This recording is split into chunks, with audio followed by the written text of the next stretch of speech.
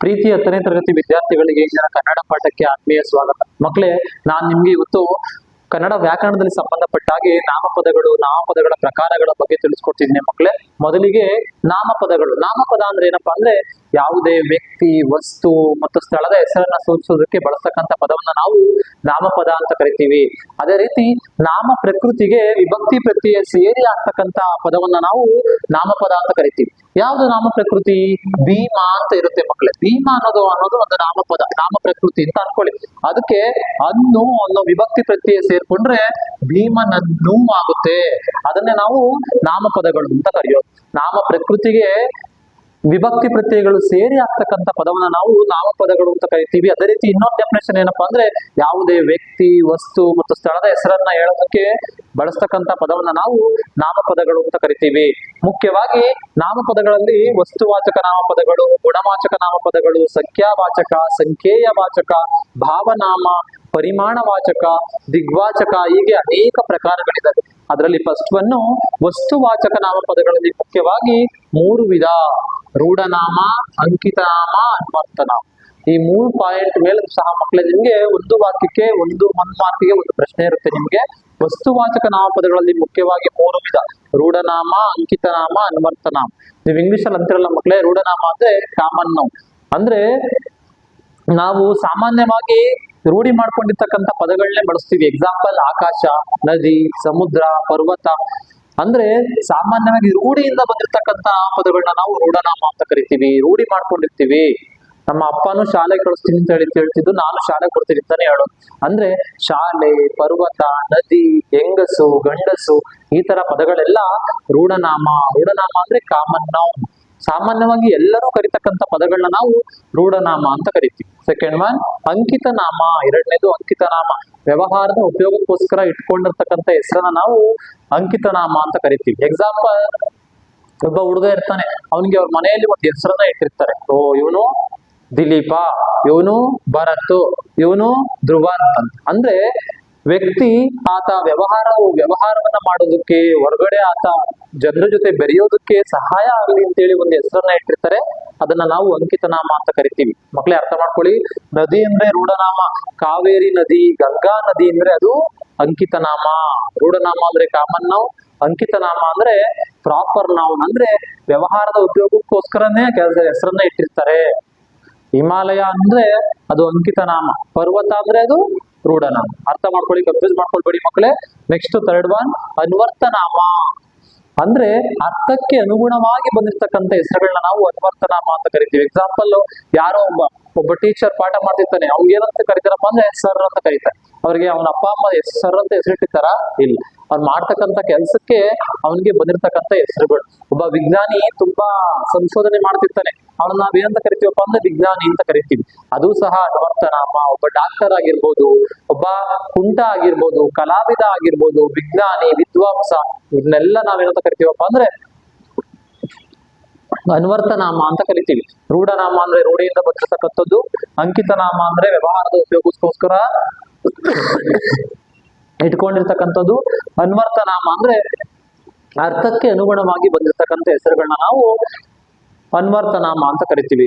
Common noun, proper noun, abstract noun. ಇಷ್ಟು ಸಹ ರೂಢನಾಮ, ಅಂಕಿತನಾಮ, ಅನ್ವರ್ಥನಾಮ. ಚೆನ್ನಾಗಿ ಅರ್ಥ ಮಾಡ್ಕೊಳ್ಳಿ. 1 ಮಾರ್ಕಿಗೆ ಪ್ರಶ್ನೆ ಇರುತ್ತೆ 10ನೇ ತರಗತಿ ಪರೀಕ್ಷೆಯಲ್ಲಿ, ತುಂಬಾ ಮುಖ್ಯ. ನೆಕ್ಸ್ಟ್ ಒನ್ ಗುಣವಾಚಕ. ವ್ಯಕ್ತಿಯ ಗುಣ ನಡತೆಗಳನ್ನ ಹೇಳ್ತಕ್ಕಂಥ ಅಂಶಗಳಿಗೆ ಬಳಸ್ತಕ್ಕಂಥ ಪದಗಳನ್ನ ನಾವು ಗುಣವಾಚಕ ಅಂತ ಕರಿತೀವಿ. ಎಕ್ಸಾಂಪಲ್ ಮಕ್ಕಳೇ, ಗುಣವಾಚಕ ಒಳ್ಳೆಯ, ಕೆಟ್ಟ. ಎಕ್ಸಾಂಪಲ್ ನೋಡಿ, ಗುಣ ಅಂದ್ರೆ ಕ್ವಾಲಿಟಿ, ವ್ಯಕ್ತಿಯ ಸ್ವಭಾವವನ್ನ ಹೇಳ್ಬೇಕಾದ್ರೆ ಬಳಸ್ತಕ್ಕಂಥ ಪದಗಳನ್ನ ನಾವು ಗುಣವಾಚಕ ಅಂತ ಕರಿತೀವಿ. ಎಕ್ಸಾಂಪಲ್, ಒಳ್ಳೆಯ, ಭರತ್ ತುಂಬಾ ಒಳ್ಳೆಯ ಹುಡುಗ. ಒಳ್ಳೆಯ ಅಂದ್ರೆ ಗುಡ್. ಅದೇ ರೀತಿ ಕೆಟ್ಟ, ರಾಣಿ ತುಂಬಾ ಕೆಟ್ಟ ಹುಡುಗಿ. ಕೆಟ್ಟ ಅಂದ್ರೆ ಬ್ಯಾಡ್ ಅಂತ ನೋಡಿ. ದೊಡ್ಡದು, ಅಳತು, ನಮ್ಮ ಮನೆಯ ನಾಯಿ ತುಂಬಾ ದೊಡ್ಡದು. ಅದರ ಗುಣವನ್ನ, ಕ್ವಾಲಿಟಿಯನ್ನು ಹೇಳ್ತಿರೋದು. ನನ್ನ ಬಳಿ ಇರ್ತಕ್ಕಂಥ ಪುಸ್ತಕ ಹಳೆಯ ಪುಸ್ತಕ. ಹಳೆಯದು ಅಂದ್ರೆ ಅದರ ಕ್ವಾಲಿಟಿಯನ್ನು ಹೇಳ್ಬೇಕಾದ್ರೆ ನಾವು ಅದನ್ನು ಗುಣವಾಚಕ ಅಂತ ಕರಿತೀವಿ. ಕ್ವಾಲಿಟಿ, ಗುಣವನ್ನ ಹೇಳ್ಬೇಕಾದ್ರೆ ಅದರ ಕ್ವಾಲಿಟಿಯನ್ನ ಹೇಳ್ಬೇಕಾದ್ರೆ. ಅದೇ ರೀತಿ ಸಂಖ್ಯಾವಾಚಕ. ಸಂಖ್ಯಾವಾಚಕ ಅಂದ್ರೆ ಮಕ್ಳು ಈಸಿಯಾಗಿ ಅರ್ಥ ಮಾಡ್ಕೊಳ್ಳಿ, ಆ ಸಂಖ್ಯೆಯ ಒಳಗಡೆ ನಂಬರ್ಸ್ ಬಂದಿದ್ರೆ, ಆ ಪದದ ಒಳಗಡೆ ನಂಬರ್ಸ್ ಬಂದಿದ್ರೆ ಅದನ್ನ ನಾವು ಸಂಖ್ಯಾವಾಚಕ ಅಂತ ಕರಿತೀವಿ. ಮಕ್ಳೇ ಅರ್ಥ ಮಾಡ್ಕೊಳ್ಳಿ, ನನ್ನ ಬಳಿ ₹1,00,000 ಇದೆ, ಲಕ್ಷ ಸಂಖ್ಯಾವಾಚಕ. ನನ್ನ ಬಳಿ ₹100 ಇದೆ, ಸಂಖ್ಯಾವಾಚಕ. ಡೇವಿಡ್ ಮನೆಯಲ್ಲಿ 100 ಹಸುಗಳಿವೆ, ಸಂಖ್ಯಾವಾಚಕ.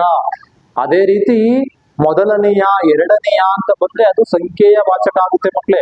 ಅರ್ಥ ಮಾಡ್ಕೊಳ್ಳಿ. ನೋಡಿ, ನನ್ನ ಬಳಿ ₹12 ಇದೆ, 12 ಸಂಖ್ಯೆ. 50, 80 ಈ ತರ ಬಂದ್ರೆ ಪರ್ಫೆಕ್ಟ್ ಆಗಿ ಅದರ ಸಂಖ್ಯೆಗಳು ಬಂದ್ರೆ ಸಂಖ್ಯಾವಾಚಕ. ನೆಕ್ಸ್ಟ್ ಸಂಖ್ಯೆಯ ವಾಚಕ. ಸಂಖ್ಯೆಯ ವಾಚಕ ಅಂದ್ರೆ 12ನೆಯ, 80ನೆಯ, 3. ನಾವು 3 ಗಂಡು ಮಕ್ಕಳು. 5ನೆಯವನು, 6ನೆಯವನು, 12ನೆಯ, 80ನೆಯ ಅಂತ ಬಂದ್ರೆ ಅವೆಲ್ಲ ಸಂಖ್ಯೆಯ ವಾಚಕ. ಸಂಖ್ಯಾವಾಚಕನೇ ಬೇರೆ, ಸಂಖ್ಯೆಯ ವಾಚಕನೇ ಬೇರೆ. ನೆಕ್ಸ್ಟ್ ಒನ್ ಭಾವನಾಮ. ವ್ಯಕ್ತಿಯ ಭಾವವನ್ನ ಹೇಳ್ತಕ್ಕಂತ ನಾಮವನ್ನ ನಾವು ಭಾವನಾಮ ಅಂತ ಕರಿತೀವಿ. ಎಕ್ಸಾಂಪಲ್, ಕೆಂಪು, ಹಿರಿಮೆ, ನೋಟ, ಆಟ, ಮಾಟ. ಆಡುವುದರ ಭಾವ ಆಟ, ಮಾಡುವುದರ ಭಾವ ಮಾಟ, ನೋಡುವುದರ ಭಾವ ನೋಟ. ಈ ತರ ಪದಗಳು ಬಂದಾಗ ಅದನ್ನ ನಾವೆಲ್ಲ ಭಾವನಾಮ ಅಂತ ಕರಿತೀವಿ. ಅಂದ್ರೆ ಮಕ್ಕಳೇ ಅರ್ಥ ಮಾಡ್ಕೊಳ್ಳಿ, ಆ ಪದದ ಒಳಗಡೆ ಒಂದು ಭಾವನೆ ಇದೆ, ಫೀಲ್ ಇದೆ, ಅದನ್ನ ನಾವು ಭಾವನಾಮ ಅಂತ ಕರಿತೀವಿ. ನೆಕ್ಸ್ಟ್ ಪರಿಮಾಣ ವಾಚಕ. ಎಕ್ಸಾಂಪಲ್, ಯಾವ್ದಾದ್ರು ಒಂದು ವಸ್ತುವನ್ನ ಕೇಳಬೇಕಾದ್ರೆ, ತಗೊಳ್ಬೇಕಾದ್ರೆ ಒಂದು ಪರಿಮಾಣ ಅಂದ್ರೆ ಒಂದು ಅಳತೆಯನ್ನ ಕೇಳ್ತೀವಿ, ಅದನ್ನ ನಾವು ಪರಿಮಾಣ ವಾಚಕ ಅಂತ ಕರಿತೀವಿ. ಎಕ್ಸಾಂಪಲ್, ಅಷ್ಟು, ಇಷ್ಟು, ಹಲವು, ಕೆಲವು, ಇನಿತು, ಅಣಿತು, ಇಷ್ಟು ಸಹ ಸೇರಿ ಅದನ್ನ ನಾವು ಪರಿಮಾಣ ವಾಚಕ ಅಂತ ಕರಿತೀವಿ. ಎಕ್ಸಾಂಪಲ್, ನಿಮ್ಮ ಮನೆಯಲ್ಲಿ ನಿಮ್ಮ ಅಮ್ಮ ನಿಮ್ಗೆ ಸ್ವೀಟ್ ಕೊಡಕ್ ಬಂದ್ರೆ, ಅಮ್ಮ ನಂಗೆ ಅಷ್ಟು ಕೊಡು, ಇಷ್ಟು ಕೊಡು ಅಂತಿರಲ್ಲ, ಅದನ್ನ ನಾವು ಪರಿಮಾಣ, ಅಳತೆ. ನನ್ಗೆ ಅಷ್ಟು, ನಿನಗೆ ಇಷ್ಟು ಅಂತೀವಲ್ಲ, ಅದನ್ನ ಪರಿಮಾಣ ವಾಚಕ ಅಂತ ಕರಿತೀವಿ. ಅದೇ ರೀತಿ ದಿಗ್ವಾಚಕ. ದಿಕ್ಕುಗಳನ್ನ ಸೂಚಿಸ್ತಕ್ಕಂಥ ಪದವನ್ನ ನಾವು ದಿಗ್ವಾಚಕ ಅಂತ ಕರಿತೀವಿ. ಪೂರ್ವ, ಪಶ್ಚಿಮ, ಉತ್ತರ, ದಕ್ಷಿಣ, ಪಡುವಣ, ತೆಂಕಣ, ಬಡಗಣ, ಈ ತರ ಪದಗಳನ್ನ ನಾವೇನ್ ಮಾಡ್ತೀವಿ, ಆಗ್ನೇಯ, ಈಶಾನ್ಯ, ನೈಋತ್ಯ ಅಂತ ಬರ್ತಾವಲ್ಲ ಮಕ್ಳೇ, ಇವೆಲ್ಲವನ್ನು ಸಹ ನಾವು ದಿಗ್ವಾಚಕಗಳು ಅಂತ ಕರಿತೀವಿ. ದಿಕ್ಕುಗಳನ್ನ ಸೂಚಿಸ್ತಕ್ಕಂಥ ಪದವನ್ನ ನಾವು ದಿಗ್ವಾಚಕ ಅಂತ ಕರಿತೀವಿ. ಇಷ್ಟು ಸಹ ನಾಮಪದಗಳು ಮತ್ತು ನಾಮಪದಗಳ ವಿಧಗಳು ಮಕ್ಳೇ.